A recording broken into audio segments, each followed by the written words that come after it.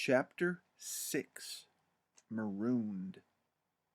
Being marooned on the Goodwin Sands in the middle of the English Channel is enough to frighten you and the Pot family and Chitty Bang Bang, except that they are all fast asleep, dozing in the sun. But it's enough to frighten us out of our wits. To make matters worse, one of those summer mists came creeping across the sea, hiding the family in their magical car from the Goodwin lightship, which lies anchored some way to the south of the Goodwins, to warn them and all the shipping of the terrible danger of the sands. The lightship began sounding its great foghorn, which is one of the loudest in the world, and blinking its dazzling white danger light. Well, it was Chitty Bang Bang herself who first woke up to the danger. You see, she had got very hot flying out to the sands and sitting in the sunshine, and as the sea came creeping up, the glugging into the hulls of the wrecks and whispered softly over the flat sand, the water gradually submerged the wheels of Chitty Bang Bang, and when it reached the bottom of her radiator, she let out a loud, warning hiss from the hot metal. The family opened dozy eyes, and then at once they were all on their feet, and Commander Pot was running to the car. He jumped in and pressed the self-starter, and with a quick chitty, bang, bang of relief, the big car was spinning her wheels, and in the wet sand, so that the spray flew up, crept out of the incoming tide, and was steered by Commander Pot up onto the dry center of the rapidly diminishing sandbank, where the rest of the family was waiting. "Quick! Jump in!" he shouted. "We've got just room enough to take off." But as Jeremy and Jemima piled into the back of the seats and Mimsy got in the front, already the first little waves had run up the flat sands after them, and the bottoms of the tires were awash again. "My goodness!" said Commander Pot anxiously. "Now we've had it! Chitty Bang Bang can never get up enough speed to take off through the water. The only hope is that the lightship will realize we're in trouble, and they'll send their rescue boat for us. But that'll mean leaving poor Chitty Bang Bang marooned out here alone, and she'll be gradually covered by the sea. During the night, she may easily be washed off the sands into deep water, and we'll lose her forever." They all sat there, gloomily, as the water chugged around them, and the fog thickened, and there was no sign of a rescue boat. They suddenly realized that they might all be drowned out there in the middle of the English Channel. All this while, Chitty Bang Bang's engine had been running steadily on, but very soon, any minute now, the level of the sea would be up to her electric generator. There would be a blinding blue flash of a short circuit, and the engine would go dead. Suddenly, amongst the many dials and buttons and levers on the dashboard, a violet light began to blink urgently, showing the words, "Turn the knob." And quickly, although Commander Part didn't know the secret of every one of the row of gadgets on the dashboard, he turned the knob under the violet light, and from underneath the car there came a soft grinding of cogwheels and a curious lifting and shifting of the chassis, so that the whole family peered out over the sides to see what was happening.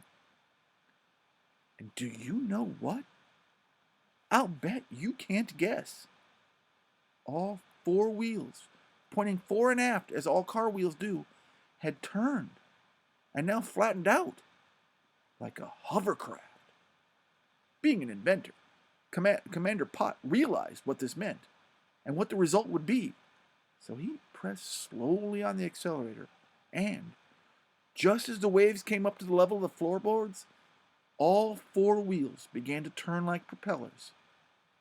There was a jerk, and Chitty Bang Bang began to move through the water, just like a motorboat. And with the four wheels whizzing around and the round propeller pulling her forward. Well, that was all very fine, but she was a heavy car with four people in her, and the only way to keep from sinking was to go so fast that they were almost skimming over the surface of the water. So Commander Pot trod the accelerator into the floorboards. There was a great whirl of spray from all four wheels, and Chitty Chitty Bang Bang fairly sped across the surface of the sea, kicking up a big bow wave like a speedboat. Commander Pot had quite a tricky time dodging the masts and the sunken wrecks on the Goodwin sands, weaving in and out of the tall, rusty iron spikes as if they were involved in some kind of watery maze, but a dangerous one. Because if Commander Pot hadn't whirled the wheel this way and that, they would have ended up just another Goodwin wreck. The fog swirled around them, and the foghorn from the lightship gave its huge double hoot every 2 minutes, and it was really pretty dangerous and spooky. To tell the truth, Mimsy and Jeremy and Jemima held their breath and clutched tight to the armrests, expecting at any moment to hear a grinding crash and find themselves swimming for dear life.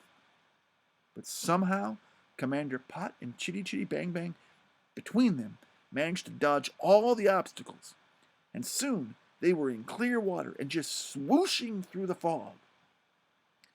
They all let out a great of relief when Jeremy, who had the good sense of direction, said, "But Daddy, aren't we pointing the wrong way? There's the hoot of the Goodwin lightship foghorn coming from right down on the right. Oughtn't we sail towards her and then past her towards Dover?" And Commander Pot said sternly, "You mustn't say down on the right. We're all sailors now. You must say to starboard. That's naval language for right. At sea, left is port." He twirled the wheel to the left so that Chitty Chitty Bang Bang swirled to the left. "Now we're going to port." He turned the wheel to the right. "Now we're going to starboard. It's quite easy to remember. Port and left both have fewer letters in them than right and starboard. Got it?" "Well, yes," said Jeremy. "That sounds easy, but still, Daddy, whichever way you're going, port or starboard, I bet you're going the wrong way. Away from England, I mean."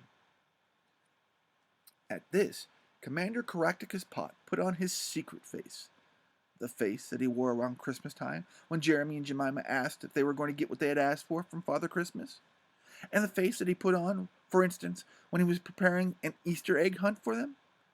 All of them, Mimsy and Jeremy and Jemima, recognized their father's secret face and waited excitedly for what was to come, as Chitty Chitty Bang Bang sped through the fog, throwing fountains of spray from her whirling wheels, while the sound of the Goodwin lightship's foghorn got farther and farther away. "Well," said Commander Pot in his surprised voice. He also had a particular voice for springing surprises with. "It is the holidays, isn't it?" "Yes," they all chorused. "So we'd all like to have a holiday adventure, right?" "Yes," they said breathlessly. "Well," said Commander Pot, "Chitty Chitty Bang Bang is going like the smoke. And the channel is as flat as the mill pond. We've got plenty of petrol, and the oil pressure's fine, and the engine temperature's all right, and the fog will lift away the farther we get away from land, and it can't be more than about 25 miles now to the other side of the English Channel. And we're doing about 30 knots, and a naval knot is 1.15 miles an hour, which gives a speed of about 35 miles an hour, so the whole trip would take less than an hour. And it's only just past 5 o'clock now." He paused for breath. "And, as we've never been abroad, I thought it would be rather fun to go to France." "Good heavens," said Mimsy. "Gosh," said Jemima. "My hat," said Jeremy. And for a moment, they all sat thinking about this colossal adventure.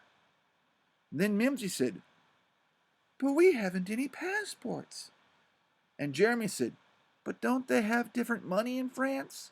Francs, they're called. What about francs?" And Jemima said, "What about the language? I've only learned oui, which means yes, and non, which means no. That's not going to get me very far in France." And Commander Potts said firmly, "That's no way to treat adventures. Never say no to adventures. Always say yes. Otherwise, you'll lead a very dull life. Now then, passports. We'll make for Calais, which is dead ahead, and go to the British consul, who represents all English people, from the Queen on down, in Calais. And get provisional passports. Money? Well, we've got pounds. We'll change them into francs. Language? Mimsy and I both talk French a bit. And if we can't make ourselves understood, we'll find someone who talks English. More people in the world talk English than any other language. And we'll soon find someone. Right? Right. That's settled. Chitty Chitty Bang Bang is going to take us right across the English Channel to France. Now then, we'll turn on the radio and get the weather report for ships, and we'll steer a bit more towards the north, as there's quite a current running down the channel, and we don't want to be swept along with it and suddenly find ourselves in Portugal, or even Africa," he chuckled. "Do we?" And all together, very loud and definitively, I think the word is definitely, they said, "No, we don't." So Commander Pot fiddled with the dials on the radio, and out came the familiar voice that they had never bothered to listen to before. But now it was very important indeed, and it said, "And this is the shipping forecast. North Sea and English Channel, dead calm. Patches of fog near the English coast. Further outlook, unchanged." And then Commander Pot switched off the radio. "Well, that's all right. Now we've got to keep our eyes and our ears open. The English Channel is always crowded with shipping and sailing up and down from London, which is the biggest port in the world, from Denmark and Belgium and Holland and Sweden and Norway, even from Russia, on its way from Africa and India and America, and even as far away as China and Japan. Ships of every nationality use the English Channel, and we'd better watch out, or we'll be run down." Well, even as he spoke, they heard the giant beat of an engine of a big ship approaching, and Commander Pot quickly sounded the klaxon as a foghorn, and it said, "Gagoo-ga, gagoo-ga," to warn the big ship. Back out from the fog came a series of huge murrs, just like the noise a vast iron cow might make. And through the fog, coming straight at them, was the bow of a gigantic white liner. Well, all I can say is that she missed them by a cat's whisker, and they had just a glimpse of lines of passengers 100 feet above them, staring down with astonishment at the sight of a green motor car using its wheels sideways like propellers in the middle of the English Channel. And then the huge stern disappeared into the fog, leaving them pitching and tossing in the choppy wake. "Phew," they all said, more or less together. "That was a narrow squeak." And Commander Pot added, rather unfairly, the others thought, "Chitty Chitty Bang Bang, for heaven's sake, keep your eyes open and watch where you're going." This gave him an idea, and he switched on the fog lights and kept making a frequent gagoo-ga on the klaxon. Well, they heard many more ships passing in both directions, up and down the channel, and once the periscope of a submarine came shooting up from the depths to have a look at them, and then quickly slid down underwater again. They imagined word being passed round and round on the 80 or 90 men of the crew. Yes, big submarines can carry as many crew as that. "Stone the crows! There's a perishing motor car ahead!" Then, suddenly, the fog cleared, and they were out in the sunshine with the big white cliffs of France showing up on the horizon, and they all let out a cheer that quite surprised the crew of a Dutch schoot, which is a small barge you see a lot in the channel, though when it's at home it's pronounced scoot, that happened to be passing. The Dutch crew let out a big hurrah too, as they gazed in amazement at Chitty Chitty Bang Bang whizzing across the sea on the calm surface. They sped happily along, getting nearer and nearer to France, and Commander Potts said it was now time to steer north so that they would arrive in the harbor of Calais. But this was easier said than done. The strong current kept drifting them southwards, and every time Commander Pot turned the steering wheel to steer north, Chitty Chitty Bang Bang had to slow because the wheels couldn't go round and round like propellers and change direction at the same time.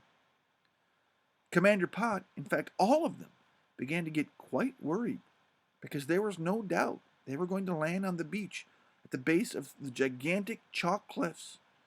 They were just as high and steep as the ones on the English shores near Dover. And sure enough, the water got shallower and shallower until they touched the shingle, and the blue-violet light on the dashboard blinked urgency and said, "Turn the knob."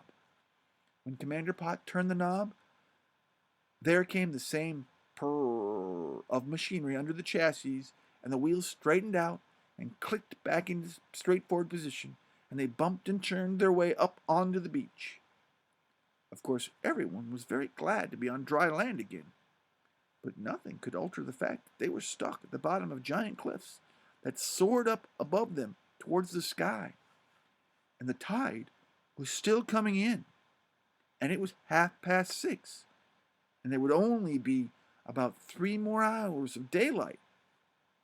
It really looked as if the whole family and Chitty Chitty Bang Bang were in the most dreadful and dangerous situation.